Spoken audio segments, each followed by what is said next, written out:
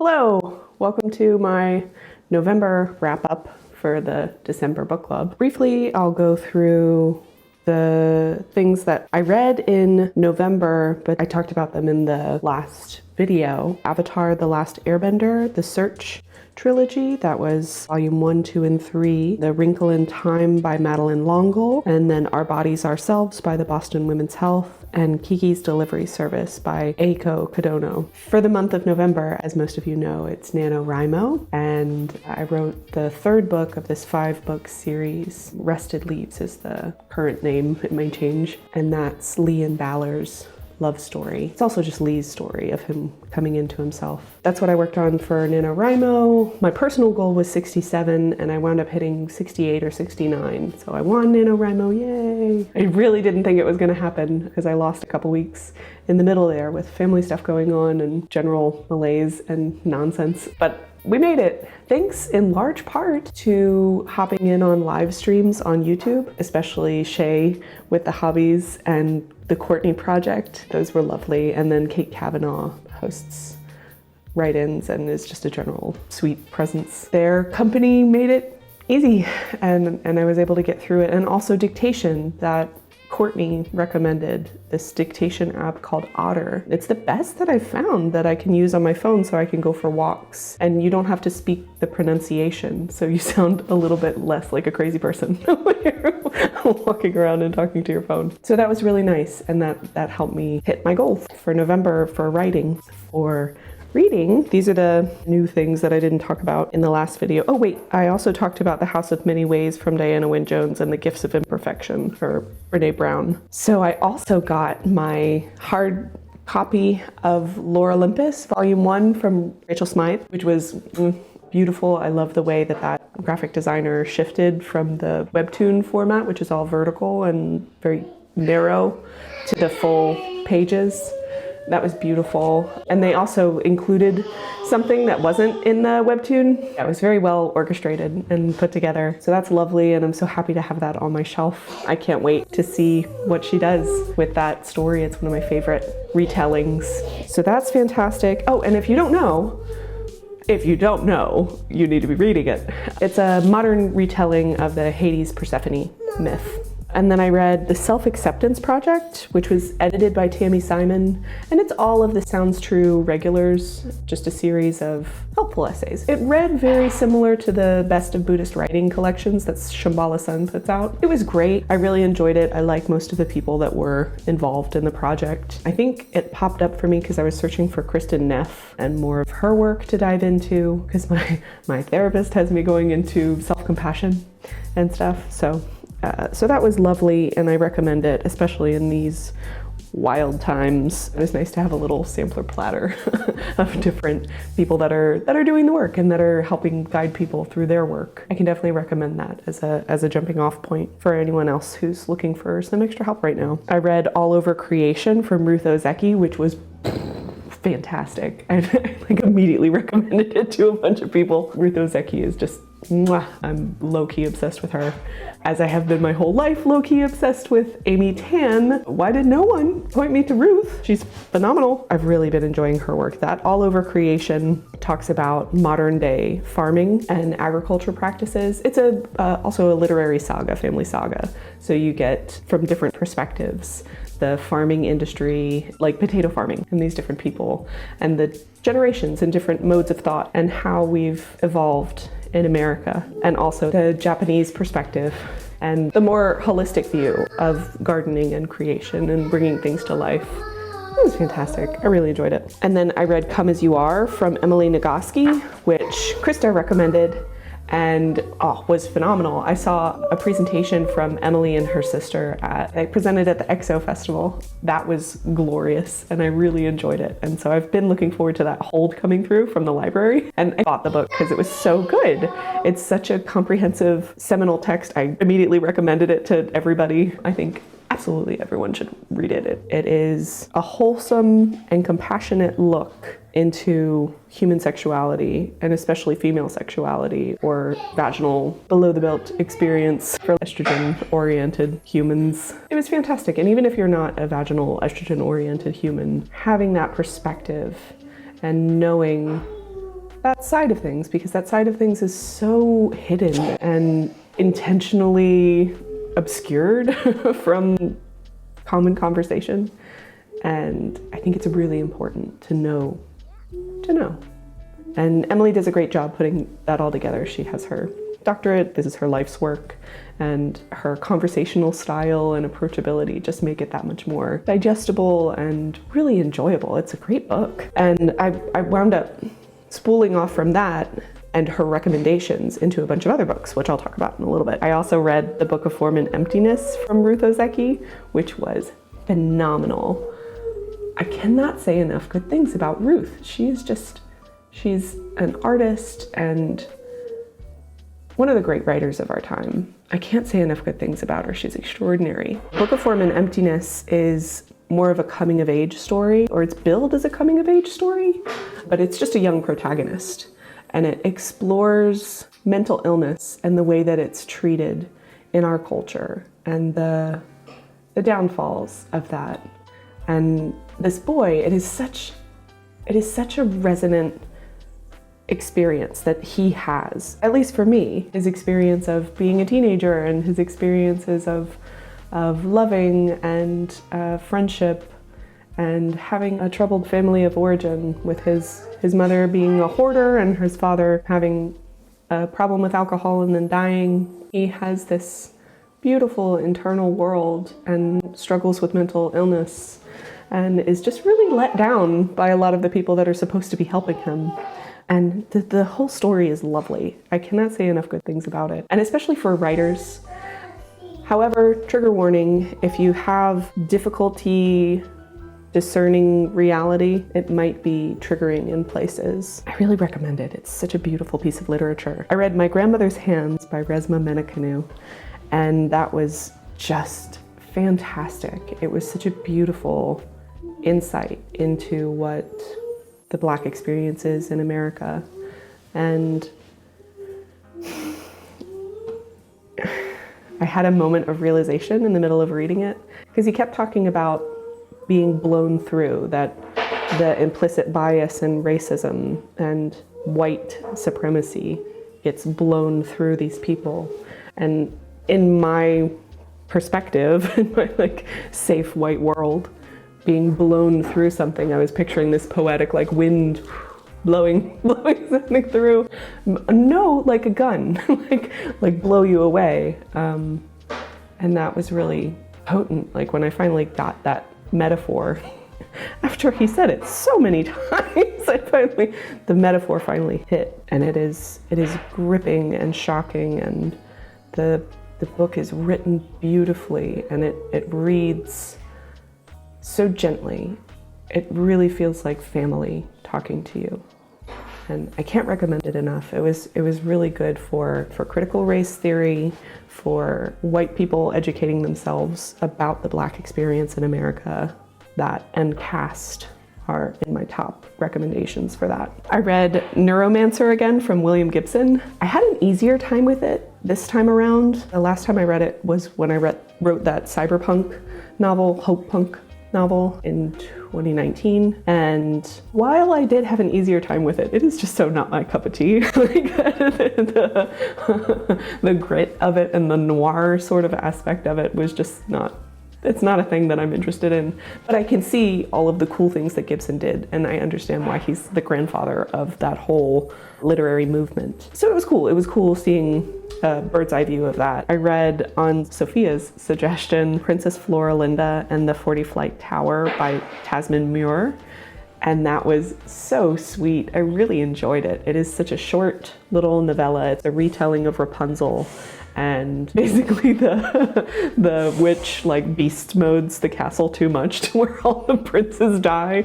and so the princess is just alone in there for a long time and has to figure out what to do. And so she becomes her own hero, and I love the world building in it and the drips of reality, because, for example, one of her first encounters are with these goblins, and they hurt her. She gets injured and she gets bite wounds, and they're just disgusting because goblins are disgusting. And so she has these horrible infections that she then has to deal with her snarky, reluctant fairy friend.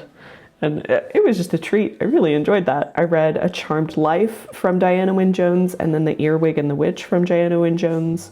I preferred A Charmed Life. That was cute. It was enjoyable. It's definitely more of a kid's story. I probably would have really enjoyed it when I was 10. But The Earwig and the Witch, I did not enjoy it. I didn't prefer it. It was dark. The perspective on it was unpleasant. It was not my favorite from her. And I haven't seen the Ghibli make of it. I tend to not enjoy Goro's work very much, so I probably won't seek it out too enthusiastically. I know a lot of people were disenchanted with the Ghibli movie, Earwig and the Witch, and seeing what the source material looks like, I can understand why. I read The Unbroken from C.L. Clarke, who I have an enormous crush on. I have such a crush on Sheree, and the book was, mwah. Oh my God, it's so good. The world building is so lush and just gorgeous. She thought everything through. And I love that, Sheree might use they, them pronouns. They really thought everything through. I love it. The Daevabad trilogy was so important to me. And then The Unbroken takes that to a whole new level. I feel like we're cleaving closer and closer to reality with this epic fantasy. So it's just the first in the trilogy. I can't wait to read the rest of it. And we get the feminine experience of these masculine stories and these masculine adventures into heroism. It is a non-binary experience because you have this violence and this solitude and going out and these romances that are very lustful, and yet you have the femininity of it and the feminine body and these sapphic romances and loves and the ways that women bind and break. And it was just fantastic. And also all the African and Middle Eastern influences into the world are so clear and just lovely and resonant. I can't recommend it enough. That it was so good. The Unbroken by C.L. Clarke. I read the graphic novel of A Wrinkle in Time by Hope Larson, and that was really lovely. I enjoyed that even more than the book. I mentioned that in the last video. I still can't recommend it to kids. I wouldn't want to pass down that framing of reality to young folks, but it's really sweet. I can understand why it's such a beloved piece of literature. I read My Year of Meats from Ruth Ozeki. Oh my God! It was so good! I've put off reading it for so long. It's just been sitting on my bookshelf. And I'm so glad I finally did, because I was nervous that it would just be this depressing slog through agribusiness and the meats industry. And it was. But the framing of it is so rich and lovely, and the personal stories and that literary saga thing that she does it so good. She really takes you through an experience of it. The framing of it is that they're making this Japanese TV show of American families and featuring beef because their big sponsor is this beef company. And the woman running the show is really the hero of the story. And her story and her experience is so gripping. I can't recommend that book enough. It was beautiful. It explores what it means to be a woman in America. It explores factory farming and agribusiness. It explores fertility and family. And it was just beautiful. Oh, it's so beautiful. Year of Meats, Ruth Ozeki. I read Pride and Prejudice, again from Jane Austen. She's so funny. No one ever talks about how funny the classics are. Like, you have to be so serious as you're reading these things, and it's not. It's lighthearted and funny and easy and sweet. And this is probably a spicy take, but like E.L. James and the Twilight stuff and the things that become hugely popular now and that are just like candy. That was Jane Austen back then. Jane Austen was the candy and the Twilight and the literary equivalent. Why do you have to be so highfalutin about it? It's just fun. It's fun. I enjoyed reading that again. And right now I'm reading a book that a new friend of mine wrote that plays with Pride and Prejudice. It's like a Pride and Prejudice retelling, but gay, and maybe also has some other stuff going on, like maybe they're aliens or something, I don't know. But I'm really looking forward to reading it. Then we have Homebody by Rupi Kaur. Y'all know how obsessed I am with Rupi Kaur. She is extraordinary, and Homebody was beautiful because you get to see her experience of becoming famous and like ripping herself open to tell these pieces of her story and doodle her trauma and then sell it. Oh, Homebody is awesome. Rupi Kaur is awesome. Buy all of her stuff forever because she rocks. And then I read Becoming Heroines from Elizabeth Cronies McLaughlin. That was awesome. It was very lovely and empowering, and it meant a lot to me. And then I read Yoke from Jessamine Stanley, which was, yes, it was so good. I loved getting insight into the Black yoga experience and also into the female body. She speaks a lot to body positivity, and maybe not even directly, like maybe just her voice and her experience really resonated that for me. Body positivity and body neutrality. I loved it. I really loved it. And it gave me pause to look at my own moments of cultural appropriation. And when are you appreciating something and when are you yanking it and defiling it by not treating it respectfully and keeping it in the context of what it was for a culture and what it meant to them. It's a really good pause for thought, and it felt like a very empowering book. I recommend that, especially if you're into yoga and being human. I really recommend Yoke. I read The Sexual Healing Journey from Wendy Maltz, and right now I'm going to be working through pieces of it with my therapist. That book is so good. It's dense and informative and helpful, and it's based on this huge body of research. It's for survivors of sexual assault and abuse, and it helps you not only accept yourself and face what happened to you, it gives you a path forward for helping to untangle that and have that self-compassion and work through what it can mean for you going forward, and what you can rediscover in yourself, and how you can be in your body and have your body as your own for the rest of your life. I really recommend that, and I'll be working through pieces of the book, like I said, in therapy moving forward, and so I can maybe give updates about what it continues to mean to me. But just reading it through myself, there were so many aha moments and really beautiful breakthroughs that came through reading that. So I really recommend The Sexual Healing Journey from Wendy Maltz. And not even just to survivors of sexual assault and abuse, but to anyone who's partnered with someone who's gone through it, which is most women, hello. Also as a being in the world, because this is something so prevalent in our world and in our culture.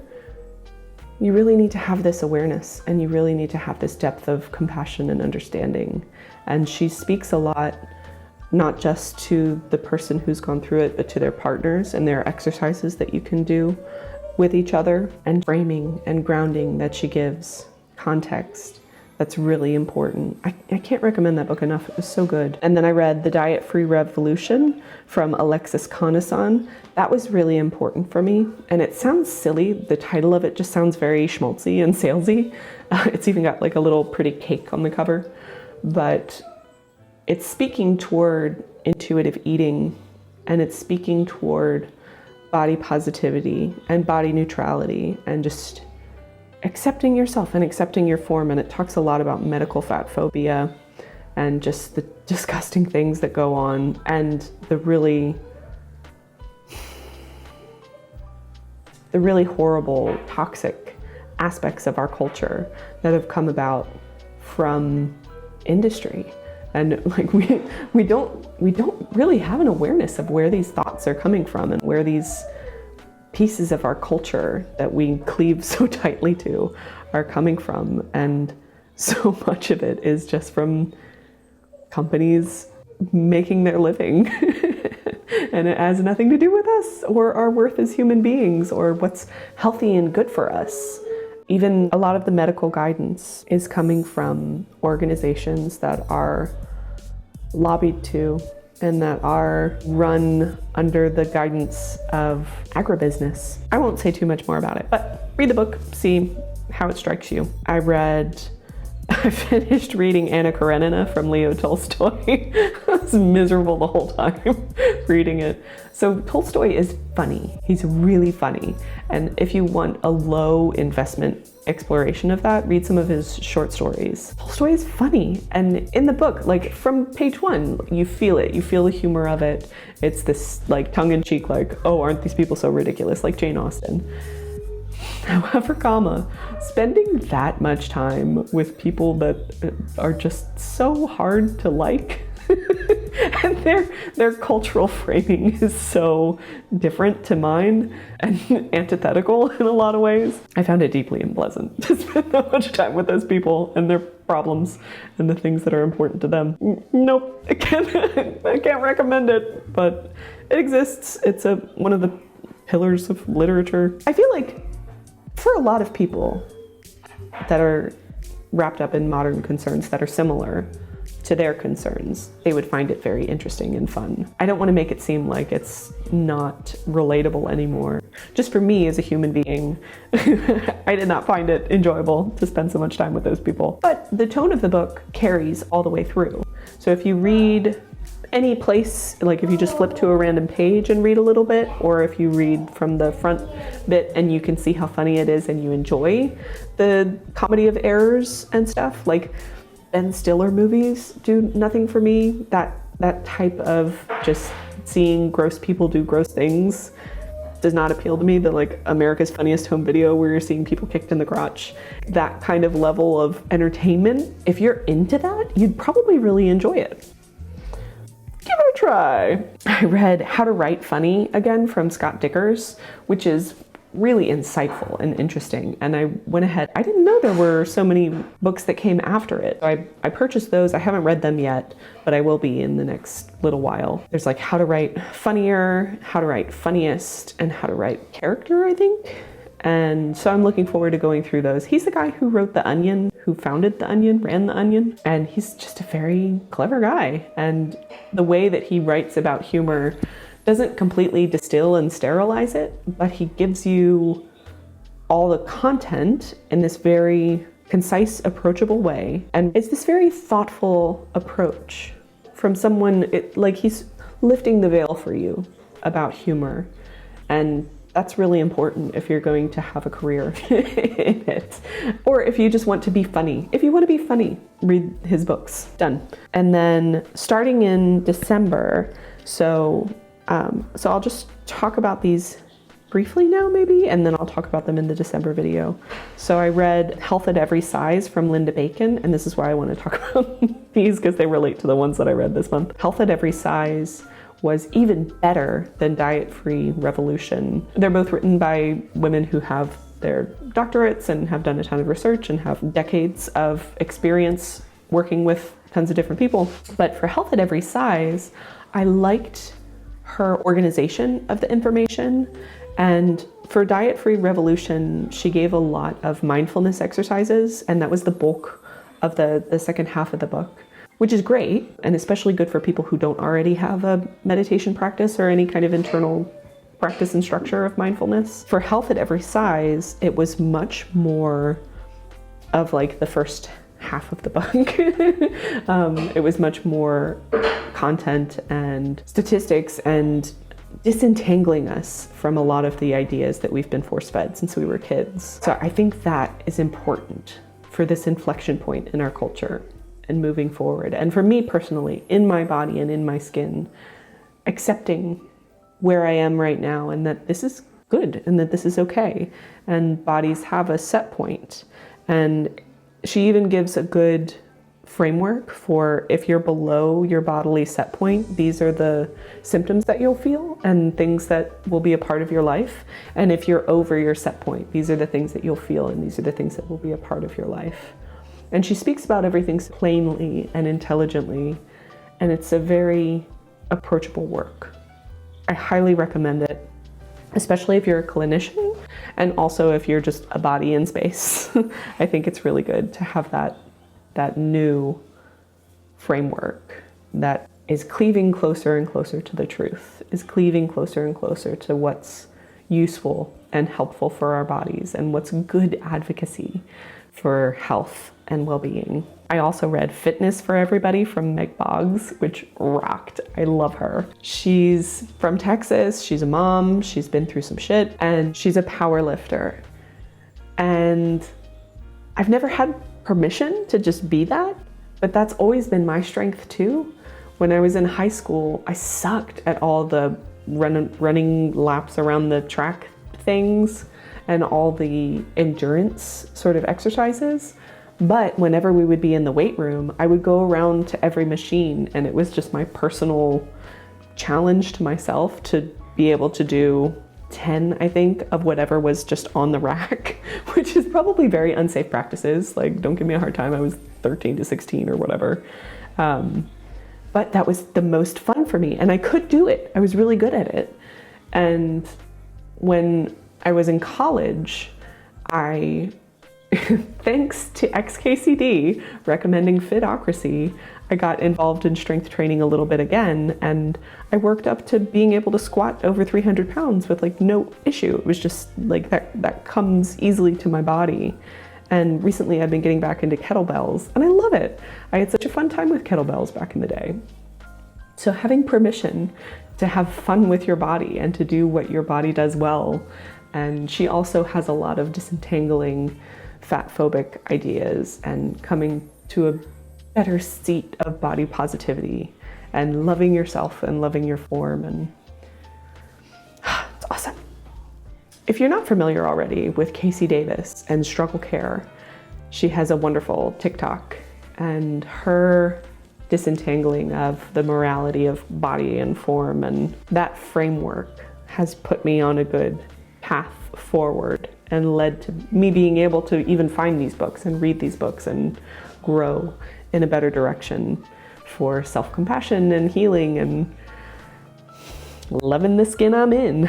And then I read A Swim in a Pond in the Rain from George Saunders, where he taught at Syracuse, and he breaks down, I think 6 or 7 different Russian short stories, like the masters of Russian literature, Chekhov, Tolstoy, all the big boys, and it's beautiful and so informative. I almost want to break down and make a video of each one and speak more deeply to it because it was that important. So I may do that at some point. If you are interested in literature, if you are interested in writing, going through that book is really a masterclass. Like that's a graduate school course in a book right there. And you can get it for $10 or $20 or whatever. So definitely seek that out. And it's lovely. It's such a lovely collection of information.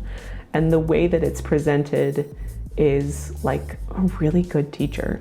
It will quickly become your favorite class. And then I read today The Denial of Death from Ernest Becker, which was so cool and such an interesting framing. Trigger warning, there is a lot of ableist thought woven throughout. However, that a lot of that is coming from Kierkegaard. Something I think is so funny about these philosophy books is like they always devolve into kind of middle school childishness at some point. So there was some dish in the gas about Freud and a lot of really interesting framing of Jung as just this totally put together guy, and he was really cool, and then Freud was this ridiculous old man with these ridiculous flights of fancy and like over analyzing the 2 times that he fainted around people in his older years. And like, well, this person thinks it means this, and this person thinks it means that, and it was just incredibly funny to me. These very, very intelligent old men just devolve into silly middle school childishness at some point. But it was really cool to have a framework, and even like he dishes some goss on like Hitler as well, which is funny and interesting. The framework overall, I think, is so helpful and really useful right now in what we're going through and the changes that we're seeing culturally. I have Sheldon's book on my bookshelf right now. Sheldon Solomon talks a lot about Ernest Becker, and I'm looking forward to going through his reframing, because all of these philosophers, they're like Russian nesting dolls, Matryoshka dolls, referring back to each other again and again. And I love it. I love seeing the different perspectives of the same ideas over and over again, because you get closer and closer to what you resonate with and then what you bounce off of. So I'll report back about Worm at the Core is the book from Sheldon that I have. But Denial of Death, I definitely recommend. Trigger warning for people who are in the throes of depression. The way that it's talked about in that book could be really hurtful. But if you're in a really stable place in your life and you're looking at all these different things and you think it would be helpful to have a more philosophical 30,000 foot view and a very casual voice to it, it's kind of like Henry Rollins of philosophy. Not so angry, but just a very casual, talkative, approachable viewpoint that's still very patriarchal, and I can definitely recommend The Denial of Death. And even if you're not into big books and you're not into philosophy, I recommend at least watching one of Sheldon Solomon's speeches about it, because that framing, I think, is so helpful for us right now and really important moving into this new phase of culture and humanity. So that's it. It's a much lighter load this week, not as much to talk about. I hope the way that I was speaking about things was a little more helpful this time, like actually talking about what was in the books rather than just like, I like it, I didn't like it. If you have a book that you want to know about, but you're concerned about it because it's long or confusing, or you want to make sure that it's safe for you to read, maybe it has some triggering content, let me know. And I love book recommendations. Book recommendations are my love language, and I'd be happy to join you on the journey and let you know that if it would be safe for you to read, or just let you know what it was about if it's something that you want to know more about. So let me know. I want the recs. I want the recs. Okay, I think that's all. I think that's all I got. Okay, thank you for listening. See you next month. Bye.